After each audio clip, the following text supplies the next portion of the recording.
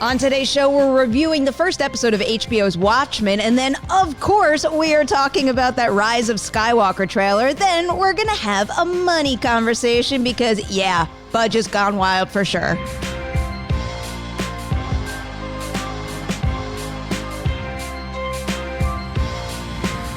Hello, and welcome to Collider Movie Talk. We've got Coy and Silas on the panel today, and a lot of interesting things to discuss, some of which we're going to highlight in the call sheet right now.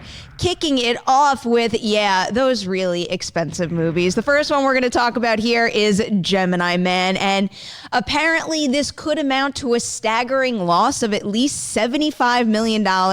Apparently the budget amounted to a reported $140 million, and that doesn't even include additional marketing expenses of approximately $100 million. The good thing about this situation is that there are 4 production and distribution companies involved, so no one's going to have to shoulder that loss alone.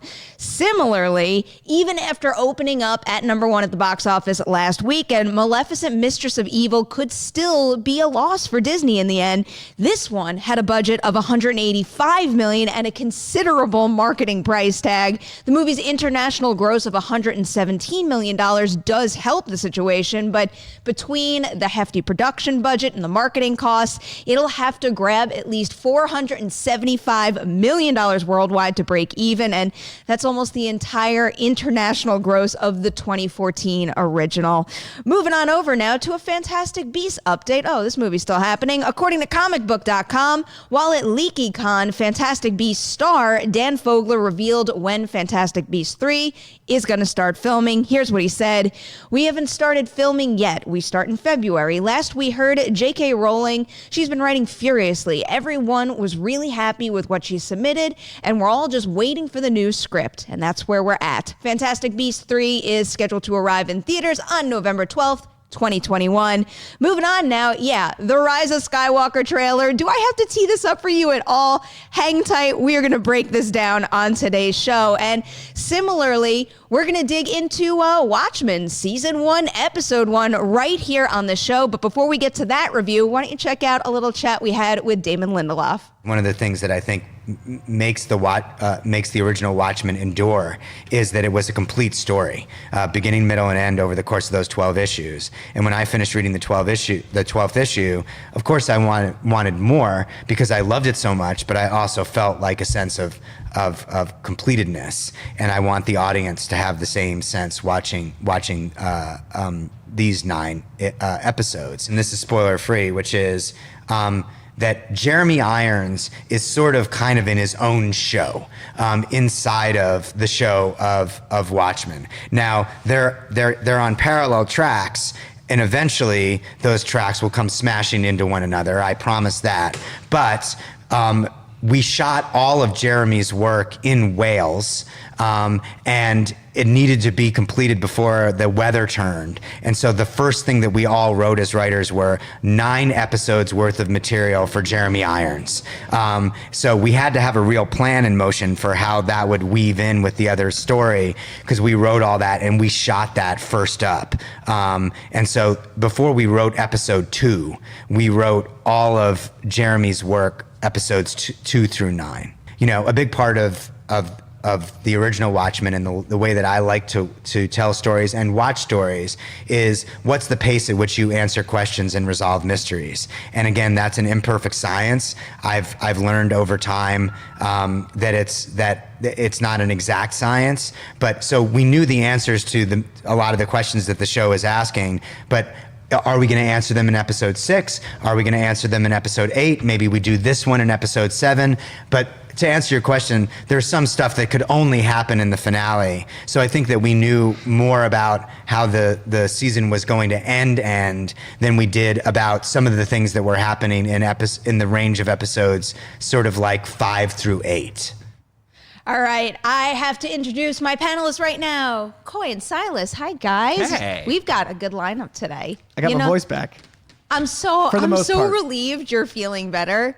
Dark days. I feel guilty whenever anybody feels sick, because I never want anyone to feel anything bad, but particularly you, just because you are always at an 11, and when something's stopping you from getting to that point, I get a little scared. I was like operating at a 4, which is I think how most people operate in the mornings, and it was really sad to watch it back and to see like the. And I was sick for like 3 weeks. Like when we went to that screening, I was I know. It like carried on. I'm still like a little feverish, but better. And now I'm ready to talk on Movie Talk. Ready, it's back. Hope you're happy to be sitting next to Coy, Silas. We are all going to Blame survive. me all.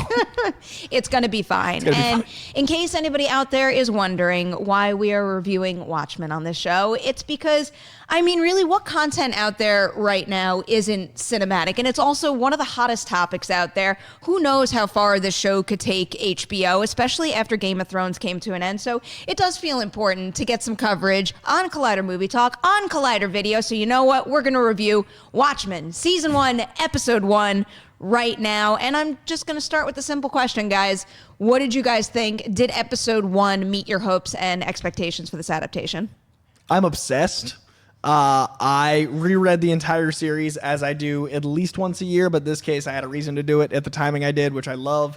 And it lives in the world of Watchmen so seamlessly, so beautifully, and it doesn't feel like it's pandering. I like that it feels like the world, but years later. I love that they went with the comic books ending. I'm not going to spoil anything, but the show makes it very clear it's not following. I love the movie. I think Zack Snyder's Watchmen is one of the best adaptations of all time, but I love the comic book ending, so I love that the show is very clear about following the comic, and the symbolism, the use of circles, the use of smiley faces, the use of splatter in a moment. There's so much beautiful iconography, but also more importantly, the way the characters interact with each other, the psychology of the characters, the world building of the characters. There's so much that's Watchmen and detail oriented, plus Damon Lindelof's mystery box. Like the whole time I was like, am I really dumb or really smart? And I really like when shows do that to me. I like when I go like, I'm second guessing everything I thought I knew about being smart. And I also did an episode of Comic Book Chat with Damon, which made me also do that in person. He's a mystery box. He's delightful.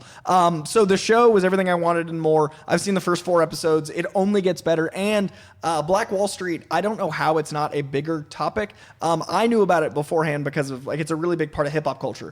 Black Wall Street is a really big element within underground hip hop. So I thought the Tulsa Massacre was a way more common. And now to see it on Twitter, like we didn't know this happened. I'm so glad something in this pop culture medium can tell something that's so horrific and so important and so unfortunately timely. And Watchmen is always good at shining a light on our darkness. Watchmen is always a great mirror to the things we're doing wrong as a society. And the show is doing that in spades. All right, Silas, you big into this? Yeah, I was really impressed with it. And I am somebody that years ago, 10 years ago, was like, don't make Watchmen into a movie and don't make Watchmen into a TV series. Don't make more Watchmen comic books. And they did all of those things. And there's something infuriating about the idea of like, well, it needs to be a pop culture brand for people to pay attention. But I also think that that's very much part of the story of Watchmen, that these people take on these pop identities and that there is a dark side to it. And I can't wait to see how the show sort of have a few episodes and then be able to comment on itself is really cool. Yeah, after 1 episode, I'm super into it. Watchmen, the movie, the Zack Snyder movie, was actually one of the very first times that I did a deep dive while being in this career trying to prep for a movie. Went and read the graphic novel. I got to meet Clay Enos, and it was just the greatest thing in the world, and he signed my EW cover and everything. So I have very fond memories of that movie, and then also reading the graphic novel for the first time. But I feel really far removed from it right now. So one of my favorite things about watching the first episode of the show is that it feels like it could stand on its own 2 feet, but it encouraged me to go back and read for the stuff that I love that Zack Snyder adapted a certain way, but also for the things that he chose not to adapt that now we're going to get into a little more. And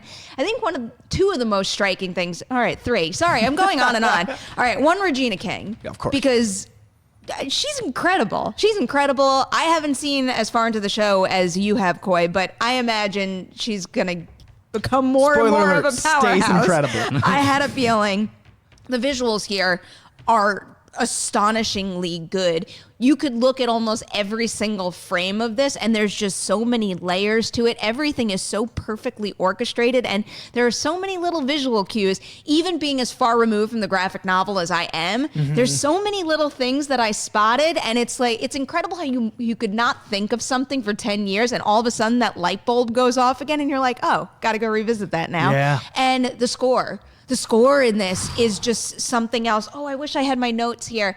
I had written down a couple of times where I think one of the ones was the opening sequence, just where it's so like foreboding and vicious and unsettling, and I was really blown away by a lot of the technical aspects as well.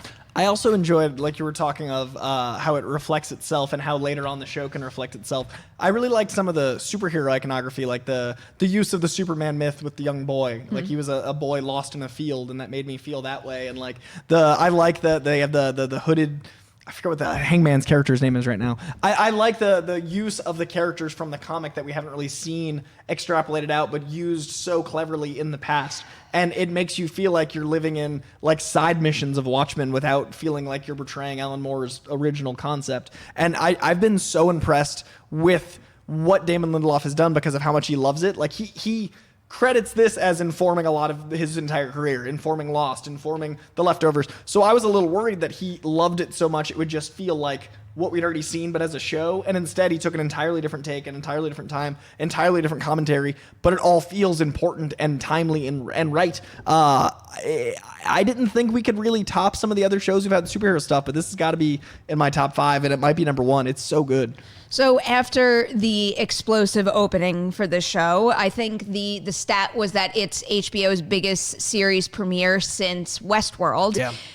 Do you think that this has the potential to go on to fill the Game of Thrones void? Because, you know, there's no doubt in my mind that that's what the HBO folks are thinking to a degree. And I mean, on top of that, on top of it just being a big success for them as a company from a business perspective, I'm kind of at this, I know it's getting a little ahead of myself after only watching one episode, but I missed the event. I missed the Sunday night event programming where my entire Twitter feed turns into a big fandom for a particular property. And I want this right now to be that, to fill the Game of Thrones void in that respect. Do you think it's going to happen? There are things about Game of Thrones that I hope it doesn't fill. I would rather be able to sit down and just watch every episode of Watchmen back to back and then discuss it. And I understand that it's going to be that, it airs one episode and then everybody discusses it, which is great because obviously there's like an educational side that is happening, which is incredible, that people are learning about things they didn't know about. But I personally would rather just experience it all for myself and then go and see everything broken down. Oh, no, it's a fair point. I feel like that stance can be taken with just about anything that warrants like 1,000,001 theory articles after you've watched. I mean, I'm going through the same thing with American Horror Story, where I feel like sometimes I appreciate seasons a little more. It's weird because I'm caught in the middle with American Horror Story. I love taking part in that fandom. I love the speculation game. I have so much fun hearing everybody's wild theories, trying to think of my own.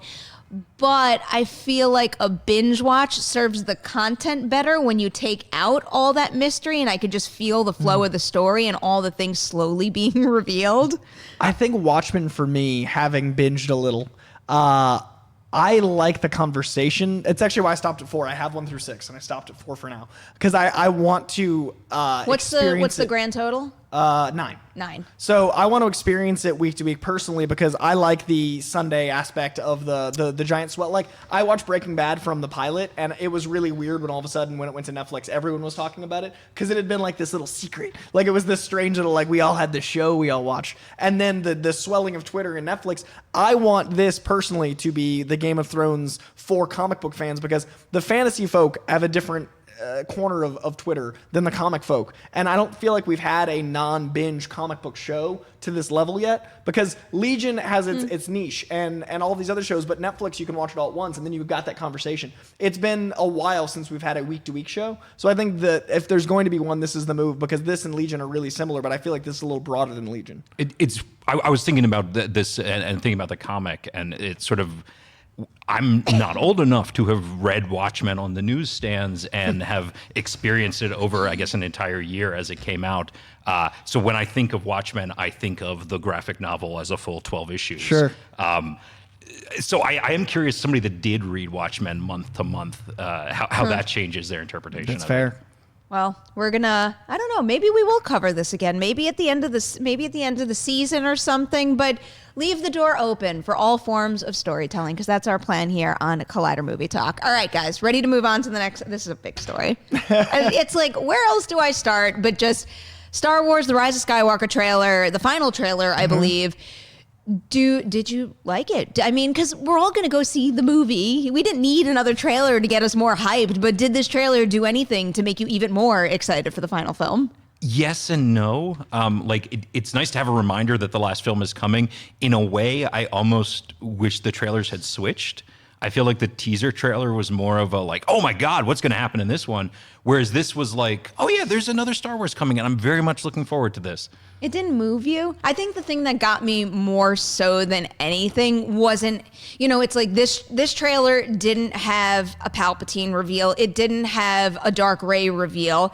It was more so just, showing the future while actively paying homage to the past. And with the swell of the familiar theme music, it's just like all my Star Wars emotions kind of bubbled over. And I feel like that's the value of a trailer like this.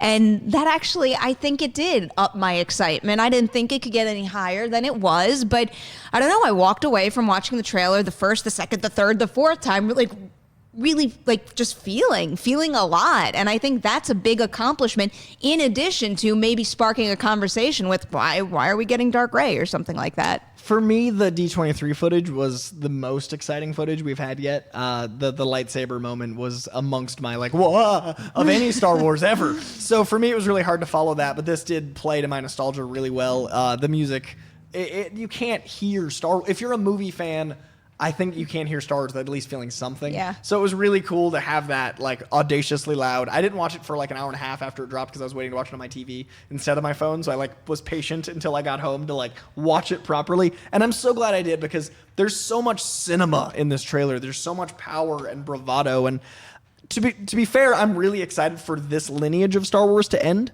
so I can move on and meet new characters and we can expand the universe. So it was really nice to have a final trailer that ended with Carrie Fisher. I love that the last line was Carrie. I love that this feels like a conclusion. I love that we're meeting the end of the road with these characters, so we can meet other corners of a galaxy far, far away. We've lived in this corner for a while, so it was really nice to be acknowledging it was ending and using nostalgia for that as the move. I'm excited. Fair feeling. All right, so at this point in time, do you guys have any new theories, things that we haven't discussed? Did this trailer bring anything new to your mind? Not so much. And I think that's one of the things about the trailer that was both nice to see from a trailer, because I hate trailers that give too much away, but also slightly underwhelming for me was there's not a lot more in this. There are some amazing shots. There's some cinematography that it's this is going to be a beautiful looking movie no matter what. Even the C-3PO stuff didn't feel it's a new thing. What could his involvement be in the story? I don't love the C-3PO bit. I saw somebody pointed this out on Twitter, and I think it's true that C-3PO hasn't had scenes with these characters in this room. And it's sort of the bigger problem I have. When by the time the movie is almost out, I know I'm going to be crazy excited, and I'm sure I'm going to like it. But it feels so quick. We met most of these characters 4 years ago. Mm-hmm. That's not a huge amount of time to feel like this giant story's coming to an end. We have had a Star Wars movie every other December, and in between that, extra Star Wars movies. And we know it's not ending. To me, it was the end of for Carrie Fisher's line. That's why it feels like the ending to me, because we did just meet all these new characters very recently. So it's not about their story ending. I feel like it's the Skywalker story ending. So that was how I was watching the trailer, was looking for those details. I love Poe Dameron. I love Kylo Ren. I love all those characters, but they're new. So I agree with some of what you're saying, but I think no matter what, there's something so special about just the sound of a lightsaber, just the sound of a speeder, or what are they? Speedster? What are those? pew through There's, Return of the Jedi. there's many of them. You know, bikes. Star How Wars about an X-Wing? sounds. How about a TIE fighter? I don't know. How about some Star Wars ships? I'm just going to name every ship. The visual, like the Imperial ship rising through the Earth, that moment, for some reason the ship shots always get me. I have a weird obsession with Imperial and First Order imagery. It's like every single time you get a shot of like one gigantic ship or a whole fleet of them, I freak out for some reason. I just always forget that ship implies space and land. So whenever they're in space, I'm like, that makes sense. And then they go underwater. I'm like, they can go underwater. I actually was watching one video that pointed out that, I forget, now I'm mad at myself that I can't credit who brought this up, that in all of Star Wars, you very rarely see something lift off, which might be why that, catches you off guard, or at least not in the original trilogy. In the original trilogy, everything is already, in space, hover mode, on strings, sure. I was like personally thinking of the Enterprise in Star Trek Into Darkness, which also rises up from underneath the water in a J.J. Abrams film, and did not make me excited. All right. It gave me all the feels. It played the exact strings it's supposed to. Like if there's a piano, there's certain keys that are Star Wars, and it was like, yeah, that's right. So I was happy. Did the trailer change your mind at all in regards to what this is going to mean for Rey and Kylo? Because of all things, that felt like that was at the heart of this for me. I mean, especially when you go to this isn't the exact line, but where Rey says something to the effect of, people think they know me. I don't necessarily think that that's going down the path of like people think they know me because they really do in reality know my parents. I don't think that's what she's getting at. I think it's more of a matter of, people know my journey through what happened before me, and now they think they know where I fit in and what I'm capable of, and this is going to be her defying that. Or there's a bunch of Reys, and people have met other Reys, and one of those Reys is a dark Rey. I'm very much against the clone thing. I don't think that's happening. I don't think Star Wars would take... I don't think Star Wars, the film franchise, trying to capture, the imagination and attention of like a worldwide moving going public is going to get into the clone stuff. But they have. And the villain, the Emperor, they literally have, took over the galaxy with a clone army. Not in the same. It's not the same way though. I feel like building a clone army versus taking your brand new lead that you introduced, 2015. I feel like that's a different thing. There's something that I love about Star Wars in like a meta sense about the story sort of keeps going. Like it repeats itself. It's like the Joseph Campbell like hero's journey. And there is a way I think you could tie clones to that, where it's sort of like Rey is the like prototypical like Luke Skywalker hero, but if there were a bunch of them, they might go through similar journeys, and the effect they would have on the universe would have like a harmony in the Force. So do you think the Dark Rey thing is like another Rey or more of a Vision? I don't know. I could see it being another Rey, the potential for it being awful. If it's a Vision, you're probably safe. I'm only in because two of the leads are named Ben and Rey, so it's close to Ben Reilly, the Scarlet Spider, clone of Spider-Man. Now, I think what they're going to do is have the maybe bait and switch of her might be being bad, and obviously Kylo Ren looks like he's good in this movie, and we're going to have him get his redemption and some really thick water scenes with Rey. With Kylo Ren. I think it's going to be a really clean movie. I think it's not going to have a lot of twists. I think it's going to be J.J. Abrams making a movie that's going to make a lot of people happy because a lot of people are mad. And I am very excited for people that have been mad to be happy and people that love The Last Jedi to get to watch it again, like myself. I'm very excited to watch The Last Jedi again. I like twists and turns. I don't think this one's going to have a lot of them. I think it's going to be settling things down more than uprooting things. I would agree with that. Wait, going back to the clone thing really quick. So if Rey clone is on the table, do you think Palpatine clone is on the table too? Oh, I mean, you could go all out. You could have Luke clone and Leia clone and Mace Windu clone and Yoda all right, clone. Now we're getting a little carried away. You could have an army of dark Jedi of every Jedi people like now has a dark version, which is twice as many action figures to buy. That sounds absolutely ridiculous, but the further you got into that and the more I pictured it, I'm like, oh, well, that's kind of cool. 2.5 hours. We'll see what happens. All right, wait. We got to settle something right now. I brought it up to you guys. All right. I made a little bet with Christian on Jedi Council that Palpatine would not be in this trailer. And I really don't want to be a sore loser, but I also don't want to go back and word for word re-listen to exactly what I said. Do you count what happened in this trailer as a physical Palpatine cameo? Because we get the voiceover and then we get like a teeny tiny sliver of his cloak, if that counts. Or do we even know that? We don't know that that's his cloak. So I don't think he's in this trailer. So who wins the bet, or is the bet still active until it's confirmed that was indeed? Someone will confirm it. I think very technically you have to wait and see if that cloak is actually him. I truly do not want to be a sore loser. Whenever I lose a bet, I do pay up, but this also feels like a really cheap win at this point. I would say December 19th, you wait, because it comes out the 20th, which means the 19th we can watch it.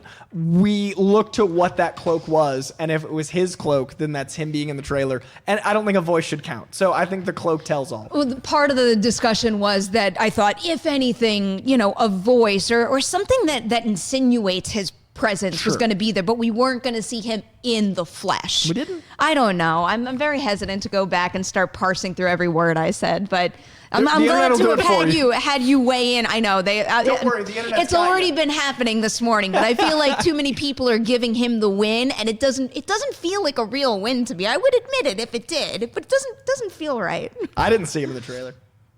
I think you're good. All right. Well, of course says so. We gotta push pause on that Pokeball. Push pause on the Pokeball until Pokeballs December. have pause? That's what we bet. A Pokeball? Oh, all right. So we're talking about every here. single time I say Pokeball, someone thinks I say Pokeball. Yeah, no, I was like, what? No, like the Like it's food. released. The food. Oh, I went Pokeball, and then I went like Scorpion Bowl for some reason, and then Wait, what? I thought like a drinking contest. Scorpion? Was Oh, like My a brain, drink. Yeah, like I don't know why. Oh. Alcoholism. I don't know. I left there. If Christian okays it, I'll switch it from That's the Poke Scorpion Bowl. Ball. Now I'm like gonna I think anytime you can make something alcoholic as a bet, you do. Why Yeah, isn't there a that's- restaurant that combines them? Is Just swimming in a Scorpion Bowl. Pokeballs, Pokebowls, and Scorpion Bowls. The tangent leaps are strong with Let's this make one. a food truck with that. All right, guys. All right, let's deal. do it. Star Wars themed Pokeballs. While we brainstorm that idea a little further, how about we show you about all this great content we have coming to the Collider Video YouTube channel, like this stuff. Hi, I'm Amy Dallin, one of the hosts of Collider Heroes, and starting right now, you can catch our show Tuesday nights with a new Collider Heroes and a longer Collider Heroes podcast, where Coy and I are gonna talk your ears off. You already know that's coming. So make sure to go to YouTube, subscribe, and find us on the Collider Heroes podcast feed for all of that sweaty goodness. Hey everyone, John Roca here, the host of Collider Mailbag. A new episode drops every Saturday and Sunday in your face and in your ears, answering the questions from you fans about the world of entertainment, film, and television. Me and great guests from our sphere do the best to answer your questions from Twitter, from Instagram, and of course, email as well, every Saturday and Sunday. Am I saying Pokeball or Pokeball? You don't know. I'm going to leave it up to you. Put it in the comment section below. Which one did I say? I don't know.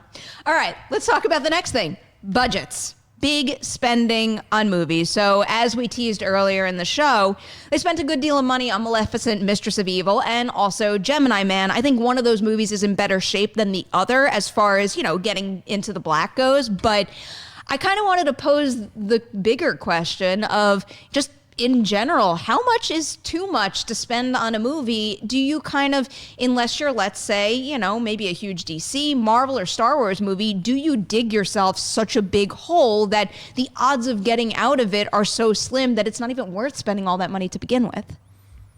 I think you should look at the franchise's history. I think if you're a new franchise, you should be careful on your first one. If you have a history of nearing $1 billion, you're probably a little more okay, but I don't see that happening. I mean, it happens more and more often because movie tickets are more and more money, and the whole adjusted for inflation thing is really tricky. But the Scorsese Coppola problem with spectacle movies being the only thing people go to the movie theater for, it kind of the movie theater is becoming the place for the big presentational films because talkies are okay at home. It's okay to watch a drama at home. You get a similar experience. I personally see everything in the theater because I like the community aspect and I like to feel movies, whether it's Meryl Streep crying as a nun or, something. I want to experience that with an audience because I think it's the way movies are meant to be. But the average moviegoer doesn't. And I don't have any magic free ticket. I just use AMC A-List. Not a plug, but I'll take one. And it's 3 times a week. So I can go to the movies 3 times a week. It's not that crazy to me. So, and it's the cost of 1.5 movie tickets. Still sounds like a commercial. Still isn't, but we'll accept your money.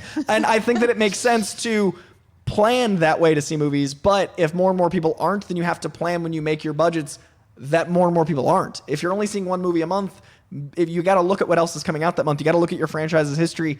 I don't think spending over $200 million on most movies makes sense. So what would have been the justification in your mind for making another Maleficent movie that cost this much, or Gemini Man for that matter? Because, whether the idea popped into your head in the case of Maleficent, 2 years ago, or maybe when the first movie came out, I still don't understand why the expense should have been this high. I think Maleficent was this very specific case of trying to be bigger than the first one. I think it was a very specific, we made a big live action Angelina Jolie fantasy movie. How do we make that bigger because sequel equals bigger?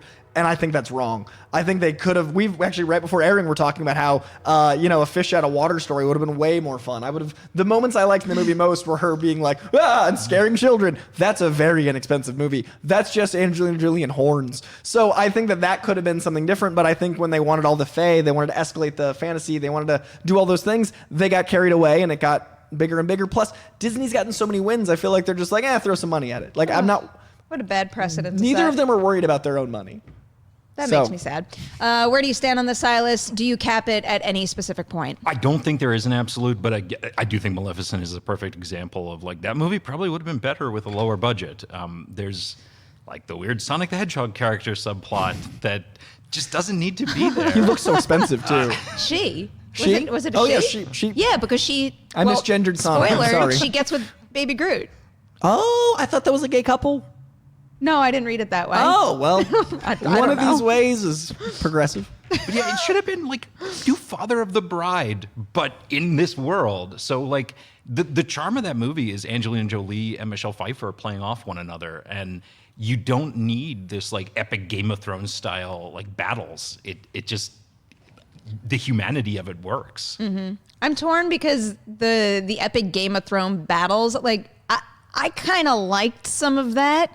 If I could trim any of this movie, it would be to cut out the Morris stuff entirely, because I hate the look of all of that, to be completely honest. But I really do think it's just, it sounds like a silly twist on it, but Father of the Bride is probably the perfect comparison here, because the dinner scene was hands down the most charming part of the movie. And, that also speaks to, I think, another part of the problem with extreme spending with a lot of these movies is I don't think a lot of them warrant it. And I think when you give someone so many resources, it forces you, it doesn't force you, but it doesn't force you to be peak creative. The second you reduce resources, you've got to come up with an innovative idea in order to make the most of what you have. And when the idea of working with Disney is spend, so we can make the biggest thing possible.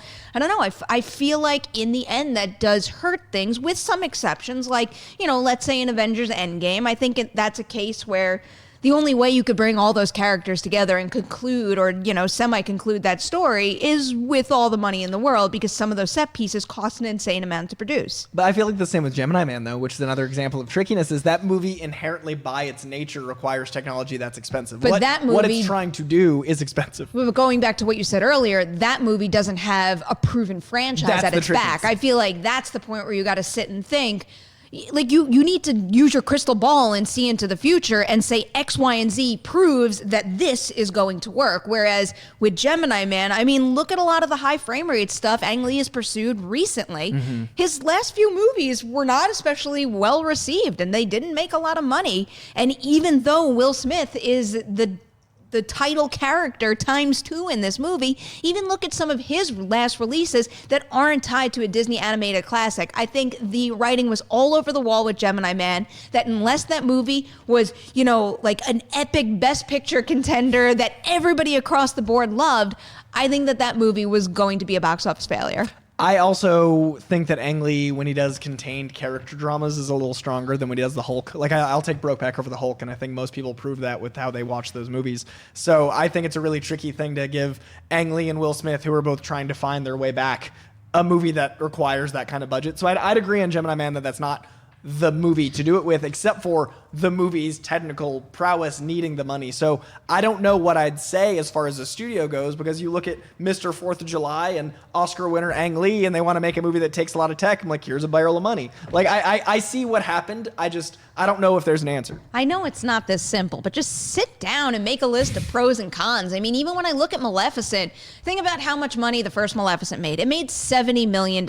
It didn't make 150 plus. It didn't didn't create a pop culture phenomenon. People went to see it, one, because it was Angelina Jolie as Maleficent, and two, because it was one of the first Disney live-action adaptations. You need to kind of set your expectations from there and understand that things are only going to go down from there. That doesn't mean spend more in order to make more money. And the fact that so many studios out there use that mentality on so many of their projects, it astounds me. And now, because I uttered it last week on Movie Talk, I can't get that thought out of my head where it's like, we're talking about the Hawkeye series, spend $200 million on a Hawkeye series, or make 200 really good, potentially, independent films.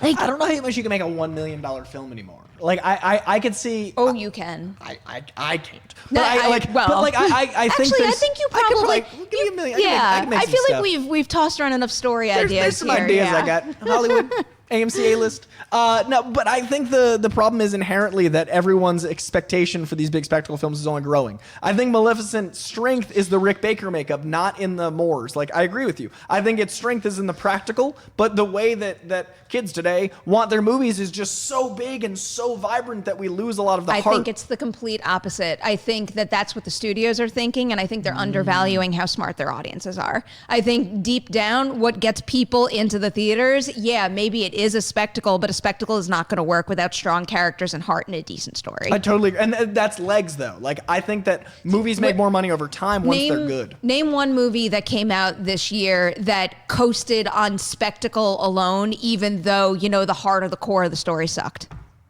I don't know. Yeah. No, The Joker? Well... I love the joke. Yeah. And that movie cost $7. Yeah, that was not a pricey movie. And it made a crazy amount of money. There's a lot of fans. There's a lot of people who didn't like it. It's all fine. YouTube, in the comments. You like how I brushed over that real quick? Let me know a movie, because I hope you're right. I hope that you, I want character to be first. See, I would think the last answer to my question is Aladdin. probably... Aladdin made a lot of money and was fine. But it was fine. It wasn't bad. But you didn't care about any of the characters as much as you did in the cartoon. No, but that's comparing two things. I think probably the example that pops into my mind, or the most recent one, is maybe a Transformers movie that made a lot. But even that eventually saw diminishing returns. Sure. I think many moviegoers caught on that, maybe they said this isn't worth my cash because, I'm going to get gigantic transforming robots fighting, but the story's going to stink. But Aladdin made an exorbitant amount of money. It did. And it wasn't anything, the cartoon was better and the pacing of the cartoon was better. The songs were better. It was, but it also wasn't panned across the board. It wasn't panned, but it didn't need to exist. The thing now is just cross these movies over. Like Maleficent and Aladdin team up. Maleficent, Aladdin, Jungle Book, Lion King. None of these have specific time. Beauty and the Beast. Why is this not their next plan? And you know what you call it? Kingdom Hearts. Maybe Maleficent was the Kingdom one Hearts who movie. made the I went Beast through in a the little first Kingdom place. Hearts phase. Me too, on PS2. Very, very quickly. Yeah, the though. first Kingdom In Hearts. and out, yeah. Yeah. That's a really good idea, though. I feel like they should pursue it. I meant to look up what the yearly box office is like, just to see, what made the most, but what was. I'm not talking about, something that got mixed reviews. I mean, like something that was completely destroyed. Well, Adam Sandler hasn't had a comedy this year. He had one on Netflix. Well, yeah, Netflix. But that's what I mean. Those were the movies that were making. all the money, And also, then, who knows? Adam Sandler could have an Oscar nomination in his future, in I his want very good near Adam future, Sandler with back more than I Uncut can Gems. possibly say. I mean, really, there's actually not all that much on this list that I think was panned and is in. I'm scrolling down to the top 20 at the box office right now. I mean, even Dumbo. I didn't love Dumbo, but Dumbo certainly wasn't hated across the board. Wasn't loved though. I like how weird Dumbo was. I think Dumbo was my favorite live action Disney movie Really? this year. Yeah. I like the Michael Keaton, Tim Burton scenes because it was like those scenes, but that was few and far between. Here it for is. me. I've got the first one that sets off the radar a little. Number 33 thus far for 2019 is Dark Phoenix, which of course cost a good deal to make, ran into a whole bunch of problems, and right now sits at $252 million worldwide. Which it won't clear. I mean, that's still like 100 in the whole, like, that must be, because that movie cost $2+ and then reshoots and then marketing. Yeah. But yeah, so I mean, we'll see. But I like the idea that characters are first and then spectacle is second. I just think they're selling the movies on spectacle first, so therefore that first weekend's a lot of spectacle based money. All But right. we'll All right. We'll see what the trend winds up being in the very near future because spectacle movies are coming at us left and right. All right. Let's go to the live chat. So, what do we got here? I feel like we've had this conversation before, but maybe not with the two of you. Charlie Rose 214 asks, "What is your Hogwarts house and what would you like to be in?" Do you guys have one? I do. I'm a Slytherin, and I'm happy there. Really? Yeah, I'm very kind on air, but I'm very manipulative and cunning when I need to be. I don't believe that, but maybe that's the powers that you have at work. It's the public persona. Never gonna look at you the same way. I'm a proud Slytherin. What are you? I'm a Gryffindor. Okay, I believe that. The jacket and everything, the body posture, all of that was like correct. Yeah, I've been sorted a couple times, and every time it's been Gryffindor, which has made me really happy. I went to Emerson College in Boston, and our colors were the same as the Gryffindor house colors, and our symbol was a lion. So, Dude, I lived in Piano Row for 4 months. We've never wow. had this conversation. To be continued. Well, what about you? I'm not good with this. I always just wait for someone else to tell me what I'm in. I see you as like a Ravenclaw. Yeah. Yeah. Is that the house Roka's in? I don't know. I don't want to be with Roka. I want to battle. I like how your stand is, I don't know any house but I want to Roka. battle Roka on the Quidditch field because that's what I would. If I went to Hogwarts, I would be on the Quidditch team, and that would be my life. I like that. Okay. I'm also I think I'm proud of being a Slytherin because it's the last thing people expect, which I think is very Slytherin of me. I think that like that is also my favorite little like secret Okay. identity. See, I think what you value in terms of a Hogwarts house would make me a problematic student at Hogwarts, where I feel like I have qualities that suit every house, so I would be like super stressed that I was in the wrong one. Oh, I can see that. Can you move houses in Hogwarts? Like, what if year one I decide, nope, Ravenclaw is not the right place for me? Can I transfer to Gryffindor? I think once you're in, because even like asking the hat is kind of like This a feels faux pas. like the hat like, wouldn't have made a That- mistake. yeah. This is how someone turns evil at Hogwarts. I was put in the wrong house. Your origin story or is go you and just, like live in the basement or something. your origin story is you being disagreeable about the ethics of a house. That's how Probably. you turn villainous. Yep. All right. That's going to be maybe that internal struggle would be better than Fantastic Beasts 3. And it Perri would Nemiroff and the it House would of be Indecisiveness. cheaper to make too. All right. Let's get this question from Luke Nelson, who wants to know, what other properties would you like to see given a sequel series treatment similar to Watchmen? I'd love to see a series set in the Blade Runner world. I like that answer. That's a great answer. Yeah. Just thinking of comic books, Sandman is the one that I was even saying Is when that ever going to happen? I feel like we've been covering a potential Sandman adaptation since the day I started working in this industry. I remember them trying to make the movie and they were like, well, you can't, it's too big, you can't tell it. And in a way, it's like, well, you sort of can't tell a story that isn't a Sandman story just because it's about a character who is Dream. So any story you're telling belongs to Dream. I think Sandman in a post-Watchmen world could exist. I think after this is doing as well as it is, they'll take chances that they need to make so esoterically. I'd say The Matrix. I'd love to live in the world of The Matrix in a long-form storytelling. I'd love to see like other aspects of it, especially the world they were trying to build.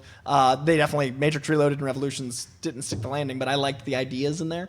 I want to see Fables. I don't know if you ever read Fables. Yeah. I think Fables would be a great TV show. They kind of stole it for that ABC show, the Disney Once Upon a ripoff. Time, yeah. Yeah. I mean, they literally bought the rights and then made that show. Right, they were developing it, and then all of a sudden they're like, no, we're doing our own idea. we're that's doing this thing exactly that's the same. Very subtle, ABC. But I think that Fables would be really fantastic as a show, and I also think what another comic book show? I'd love to see Blade just hunting vampires week to week. I know they did a Sticky Fingers show, but I think now is the time. Well, not a comic book adaptation, but I would probably say at this point in time, I'd rather see a Jurassic series Think that budget can hold rather that? than the I can't stop thinking about the short they released. But it really is. It's that good. And I know that must be an expensive series to keep producing. But I mean, actually, it's another example that goes back to the budget conversation. I think that's an example of making the most of less, having less than maybe a feature film would warrant. And I don't know. I think that's where the creative juices really get flowing. And, we're going to get Jurassic World 3, obviously. And I have a feeling that is going to be a big epic with dinosaurs. It takes place in so many different locations. locations, but I would love to see just what, the average Joe is doing while dinosaurs roam the earth, or while someone's trying to plan a trip to Jurassic World or something along those lines, or even maybe a new version of Jurassic Park from the perspective of an employee who was still there and we didn't know. There is a book they released. There was a tie-in to the last Jurassic Park film, and it is about Claire Dearing, but having just been hired at Jurassic World. What's the camera on me? So it's like it's like her experience is going to work at Jurassic World, but nothing is wrong. Like nothing has gone wrong. It's just working in a park with dinosaurs. Is it interesting at all? Because I find it. I love obscure as much as I love tie-ins. Bryce Dallas Howard, I find that character to be one of the least interesting. I would love a pulpy noir Kiss Kiss Bang Bang series. I'd love to see long form Shane Black. I'd like to see like weekly detective stories, like the dime store novels, but every week. So you have a different mystery that's solved through the hijinks and fourth wall breaking of Kiss Kiss Bang Bang. Like that self-referential humor every week, because we don't have a lot like that on TV right now. And the things we do have that on TV right now are all doing really well. Like Mrs. Maisel and Fleabag and Barry, like the things that are like that highbrow comedy that winks at itself. I think that Shane Black should go to TV, and I'd like to see. I think Kiss Kiss. I would watch that too. Yeah. All right. Let's try to get one more. This is a really hard question. Okay. Like, you're really going to have to think about this. Lau is asking us, what is your favorite movie montage, apart from any of the obvious ones? It's funny, I was just thinking about this recently because I saw a movie that I can't talk about that had like too many montages. It leaned into it way too hard. And it's frustrating to me because I think the movie montage, like the montage scene device, can be used because, it's almost like inherently effective. The second you have a quick cutting montage, powered by, a catchy song or maybe even a pop culture song, it automatically ups the energy of a movie. But when you do them too many times and you don't earn them, it feels like you're being cheated.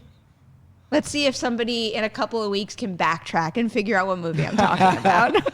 I love the montage in Fight Club where they're setting up all the Project Mayhem things, because it shows you the world building and how much Tyler's done while he's been behind the scenes, because Jack has been in control so long, and every time he isn't in control, we aren't with Tyler. So I think it's a really effective use of world building, and it's really funny mayhem, like the stuff they do, like all the the bird crapping in the cars and all the smashing of things, and I'm a Fight Club diehard, and the montage in that is. Silas, please tell me you have something, because all I could think about is this one movie now. The first thing that pops in my head, it's not even a movie. It's from an X-Files episode. Of course. But there's an episode called The Postmodern Prometheus that's like a Frankenstein story that's in black and white. And it ends with this really, really great just wrap up of everything. And it's set to a Cher song. And I don't know why. That's the first thing that popped in my head is something that I really, really love. I don't know why this is popping into my mind of all things right now, but the opening of The Purge with the opening credits, just because I remember I wound up actually really liking the first Purge. I had a really weird reaction to that movie. I saw it for the first time and I'm like, nope, this is not the movie I was sold. But then when I got over that and I rewatched, I'm like, oh, this is basically a high concept paired with a familiar home invasion movie. And I really dug that. But the first time I saw it, my favorite thing was the opening sequence, because it showed what was happening with the Purge outside of that one house. And I think that was filling, what I was reaching for in that movie that I didn't get in the actual full feature.